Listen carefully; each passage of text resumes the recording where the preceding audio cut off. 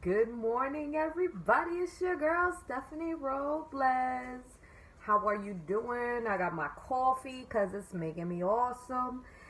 I decided I have to go food shopping. So, of course, like any mom, I'm like, what am I going to cook my kids for breakfast? Like, I want to make them something. It's been a while. And I was like, man, how about some pancakes? And you know me, I love to cook. I love to cook. And plus, I always do dinner, and I never do pancakes. So I'm gonna make some gluten-free pancakes. What? What? But that's not all. My secret. I have like two little secrets that I include in my pancakes that I took it from my great grandmother. Because again, you guys know that I used to be with my grandmother a lot, so we were always in the kitchen. Excuse me for a minute. And we always used to cook together. So in cooking that, the two secret ingredients will be revealed because I always have them in my pantry. It reminds me of home. It reminds me of my grandmother. Just smelling it, I would grate my own fresh nutmeg and all of that. Bam. Oh, label behind. Bam. Cinnamon. I always add a little bit of cinnamon and vanilla. Even to my French toast, I will add cinnamon and vanilla. So if it's one of those breads that are like, there was this bread, I want to say Rudy's bread, which is gluten-free bread. You can find it at the commissary.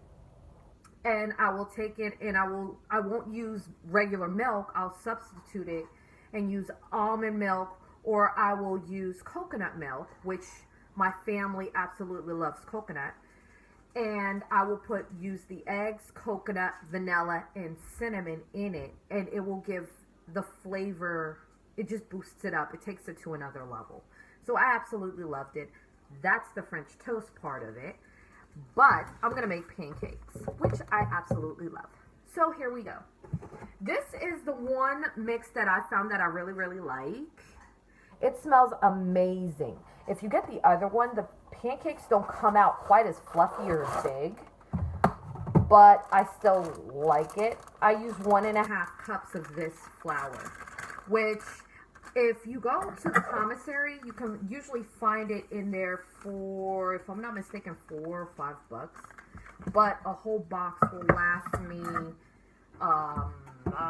let me see. It'll last, well, my husband's not home, so he usually eats like 3 ginormous pancakes. And the kids and I don't eat nearly that much. So, it'll last me about a month. Because I don't like making, I like to make pancakes special, like for special occasions. Monday is the first day of school, so I definitely want to do that. I got my measuring cup, so that's what you hear in the background. I'm doing this all, by hand. I like measuring things, and even when you measure things, especially with this, sometimes a recipe gets it wrong. So don't be afraid. If you see the mix of the pancake mix or the batter being too thick, just add a little bit more almond or coconut milk, soy milk, whatever substitute that you want to have. Just make it. 1.5 cups. Yeah, I know. I didn't want to clang it around too much. I always do my dry ingredients first. That's just me. I don't know why. Call it a force of habit.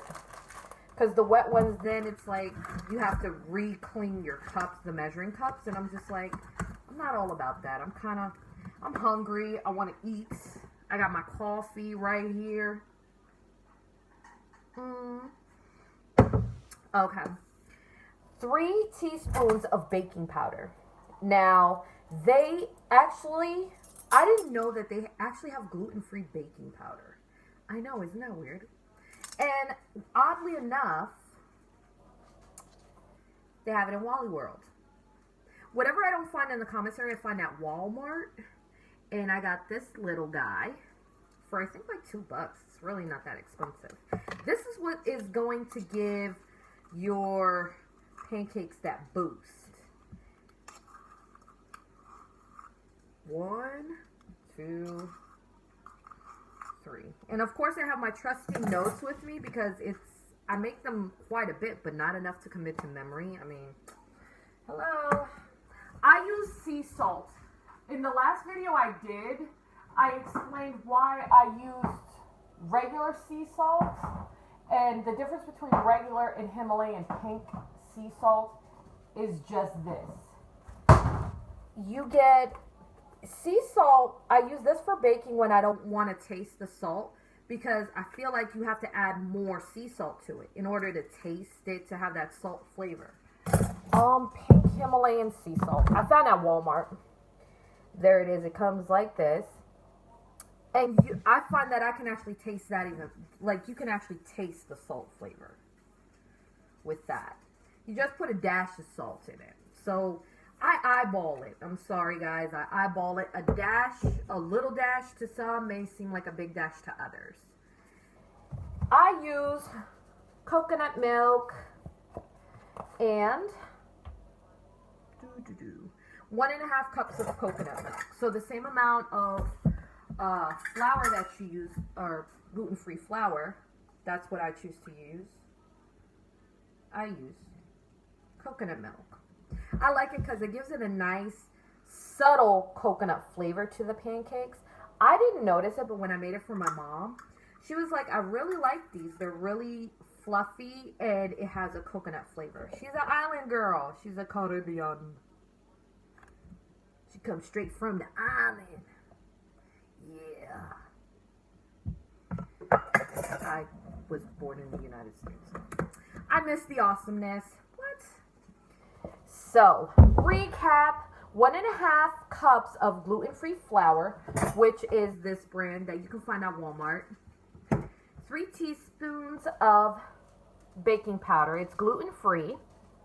1.5 cups of coconut milk, almond milk, whatever you like.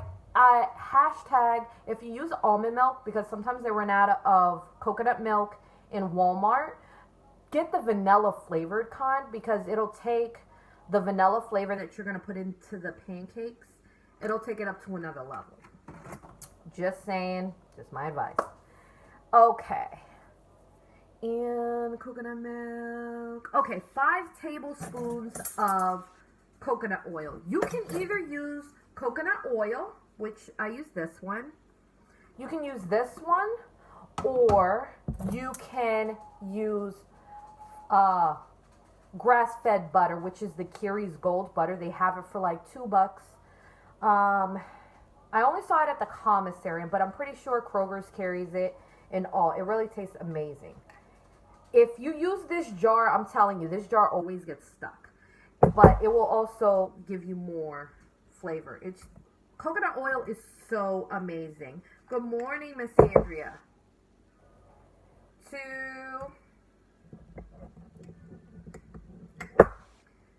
3,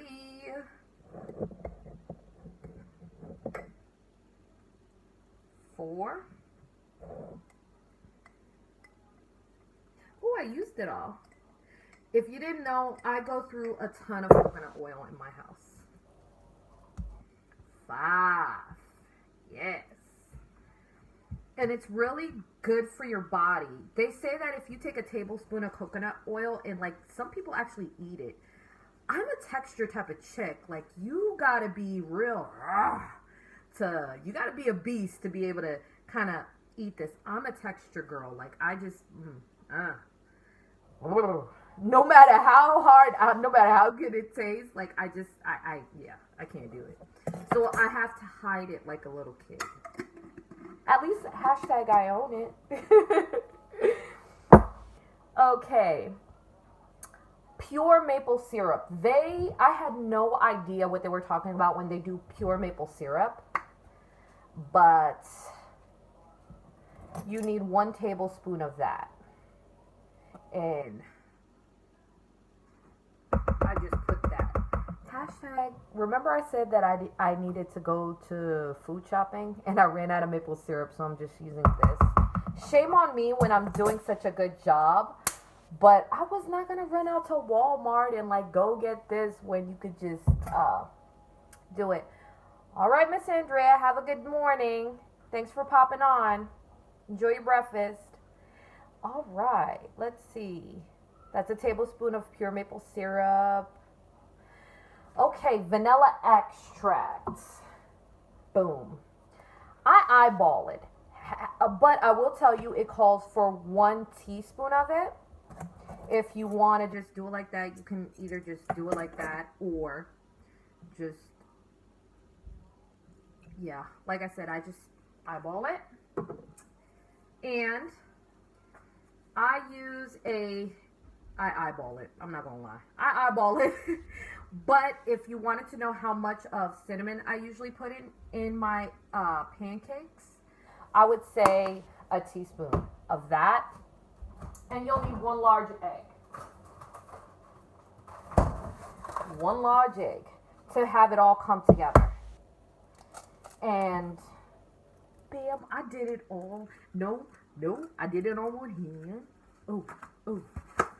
And that's just it. My husband, usually when he's home, he has me make them. And he's my breakfast. We had an agreement early on in our marriage that he was going to cook breakfast because he says I let everything get cold. I like to do things one at a time. He uses like 50 pots and pans, and it drives me nuts. I like to take my time. But then he's like, one thing gets cold. So, yeah. Hashtag he's coming soon. Watch out for that video. That's going to be a fun video. So, and now you just mix it all together. I love doing this, like I said, because my kids love it, especially in the mornings. My husband and I will come in the kitchen and we'll just enjoy, laugh, do silly things together like that. And a lot of people think that healthy doesn't have to taste good. The whole basis of food is fuel. I understand that food is fuel, but if it don't taste good, like, you're just not gonna want to eat it. And I mean, food is just that. It's supposed to be shared. It's my belief. My family raised me like that. Food is supposed to be shared with family. The joys that they make. And let me see. I got you guys on a tripod. Let me not lose my phone. There is my mix. I can't see, but there it is. There's my mix. I kind of think it's perfect. If you have clumps, because the coconut oil, it has if you touch it with your fingers, it'll melt so quick. But sometimes when you add it to cold stuff, it'll get clumpy and kind of reform into a solid. Don't worry about it. It's going to go in a frying pan, and you're just going to cook it anyways. I do the sniff test. If I can still smell some of the stuff, I like my batter to smell like a little bit of coconut and vanilla. If you can smell it and taste it and make sure that it smells amazing, then that's how you know when it's made just perfect.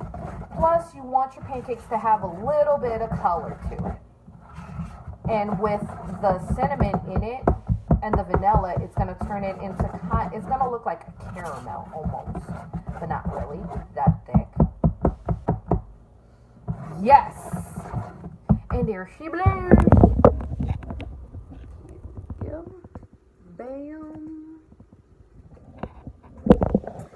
All right, guys, and that is how you make gluten-free pancakes. I will not keep you guys any longer because now I gotta heat up my frying pan and do all the rest of this. I will include a snap picture of what our pancakes look like at the end of this video, so you guys can see it, enjoy it, love it. I hope you guys have an amazing rest of the day, because I gotta go hurry up and do the last minute stuff for my backyard. Hashtag FYI, husband's coming home, and I gotta make sure everything looks good. So I hope you guys have a great day and a great morning. Thank you. Bye.